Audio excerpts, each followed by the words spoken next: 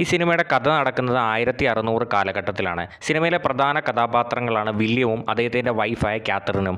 ഇവർ രണ്ടുപേർക്കും 5 മക്കളുണ്ട്. ചില മതപരമായ പ്രശ്നങ്ങൾ മൂലം വില്യത്തിനെയും അദ്ദേഹത്തിൻ്റെ ഫാമിലി മെമ്പേഴ്സിനെയും പള്ളിയിൽ നിന്ന് പുറത്താക്കുന്നു. എന്നിട്ട് നാട് വിട്ട് പോകണമെന്ന് ഇവരുടെ ചർച്ചിലെ പുരോഹിതൻ പറയുന്നു. അങ്ങനെ കാത്തറിനും വില്യവും കൂടി ഒരു സെക്ലൂഡഡ് ആയിട്ടുള്ള ഫോറസ്റ്റിൻ്റെ സൈഡിൽ ഒരു ഫാം തുടങ്ങുന്നു.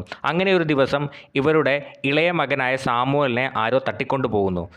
ഇവരുടെ മകളായ തോമസിനെ ഏൽപ്പിച്ചിട്ടാണ് കാത്തറിനും വില്യവും പോയത്. പിന്നീട് ഇവർ മനസ്സിലാക്കുന്നു കാട്ടിൽ അലഞ്ഞു തിരിഞ്ഞ് നടക്കുന്ന ഒരു വിച്ചാണ് സാമുവലിനെ തട്ടിക്കൊണ്ട് പോയതെന്ന്.